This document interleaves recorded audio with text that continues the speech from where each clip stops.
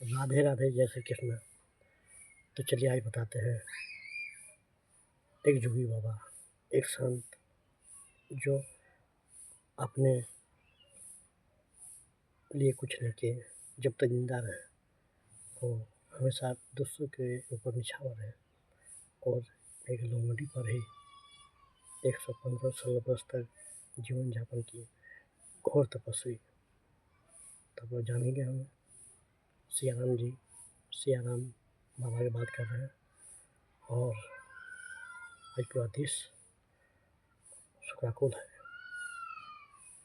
और इस बाबा को कम मतलब ये 17 वर्ष की उम्र में ही घर को त्याग दिए थे और घर त्यागने के बाद वो चले गए हिमालय में और नंगे पैर मतलब तपस्वी खड़े होकर ये तपस्या करते रहे। यहाँ तक कि अग्नि महाराज को भी साक्षात उन्होंने प्रसन्न कर लिया था और वे जब वहाँ से लौटे तब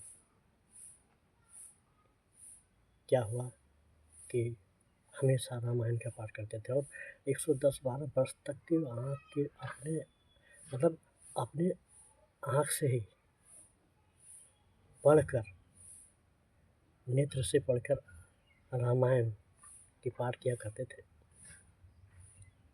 और वो सिद्धि संत थे। और वो हमेशा नर्मदा नदी में एक बार की बात है, संकट आया और संकट आने के बाद क्या हुआ कि बाढ़ आ गया, लेकिन वो हटे नहीं। समझो कि माँ नर्मदा ने भी उनको आशीर्वाद दे दिया था, माँ नर्मदा। और वहाँ हिमालय से लौटने के बाद जब नर्मदा नदी के तट पर वो तपस्या करने लगे और राम भजन हमेशा मतलब 24 घंटा राम भजन कीर्तन किया करते थे, राम धुन। और उनके यहाँ जो भी जाते थे वो सबको खिलाकर ही भेजते थे। और मैं बहुत रहस्यमय बात आपको बताना चाहता हूँ कि वो क्या करते थे, कोई भी आते थे तो चाय पीने के लिए एक केतली थे,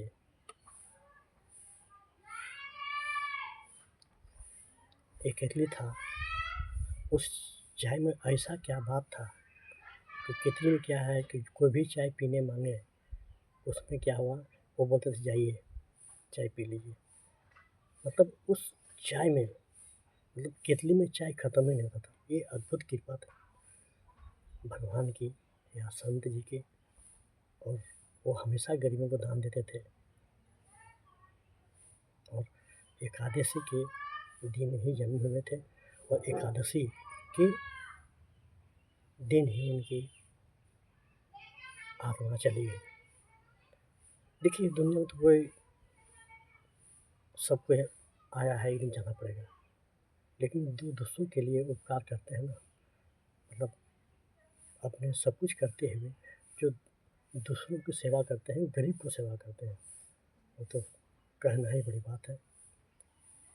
और इसके बाद क्या है, और एक अद्भुत कृपा जान लीजिए कि वो पूजा में क्या करते थे, दिया सलाए नहीं जाते थे। मतलब वो अग्निदेव को प्रसन्न कर लेते साक्षात।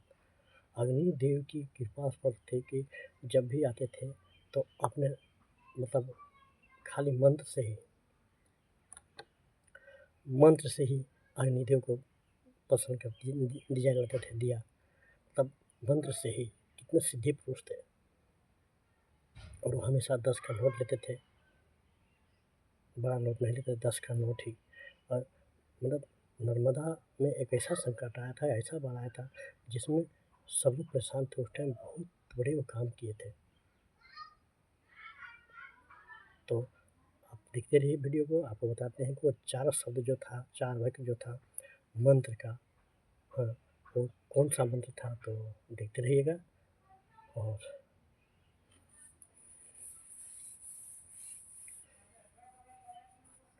वे 12 वर्ष तक तपस्या किए थे।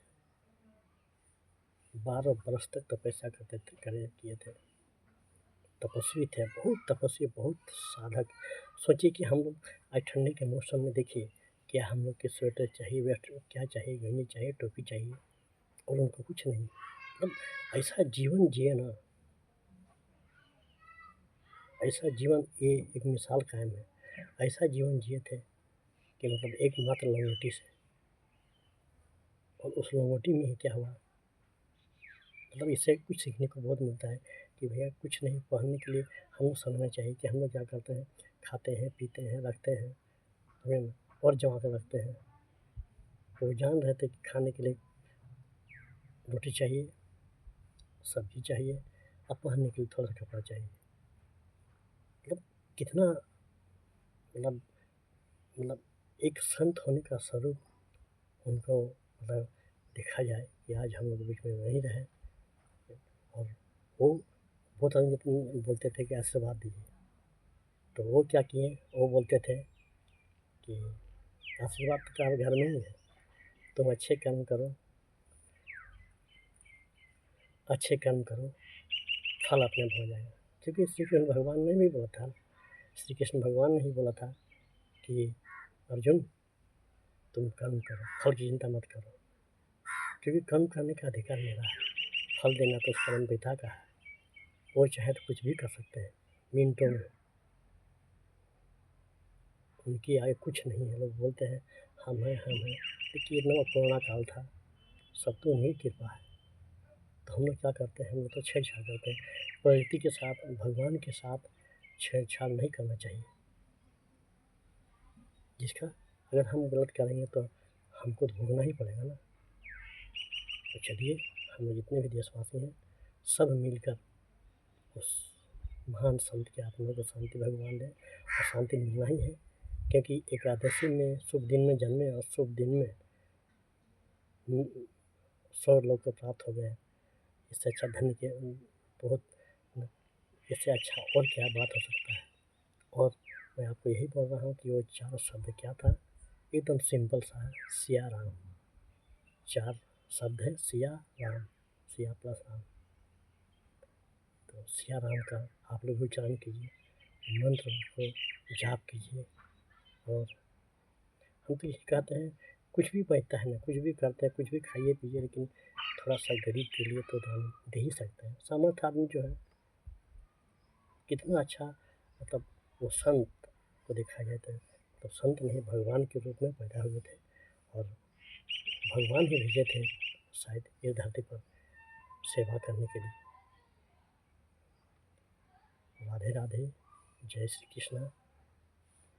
यही कहते हैं कि हम लोग को भी मानवता के रूप में जीना चाहिए, और उनसे भी सीखना चाहिए,